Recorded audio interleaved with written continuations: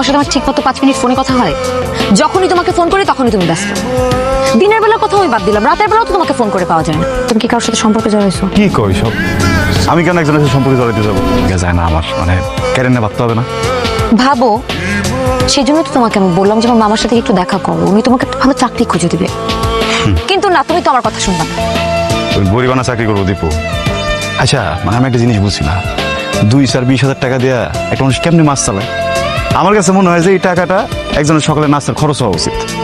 আচ্ছা, তো কে দেবে আপনাকে এরকম জমিদারি চাকরি? ব্যবসা। পকেটে 2 টাকা ইনকাম নাই, শত কোটি টাকার ব্যবসা করবে। ওয়েট এন্ড সি, সময় হলে ঠিকই দেখতে পারবো। দেখবো আমি আপনার শত শত কোটি টাকার ব্যবসা। কি হয়েছে? ওই আমার খালাতো ভাই আছে না, জহির? হ্যাঁ। হ্যাঁ, ভাবির তো আজকে ডেলিভারি ডেট। মানে আমাকে পরিবার লোক পরিবার বেশি ক্লোজ, তো আমার রাইতের বেলা ফোন দিছে। হ্যাঁ, ফোন দিয়ে কইছে যে ভাই তোর 30,000 টাকা হইব, হাসপাতালে দিতে হইব। আমি বললাম যে তুই চিন্তা করিস না, সকালবেলা আমি ম্যানেজ করে টাকাটা পাঠাই তুই জায়গায়। আরে বাবা, শোনো না আমার কথাটা একটু। তুমি তো টেনশন করতেছো। টেনশন করছো? আর এক দুইটা জানের বিষয় রে, বুঝতেছো না কত রাখামটা করছি আমি আমি। কি বলতেছি সেটা তো শুনবা।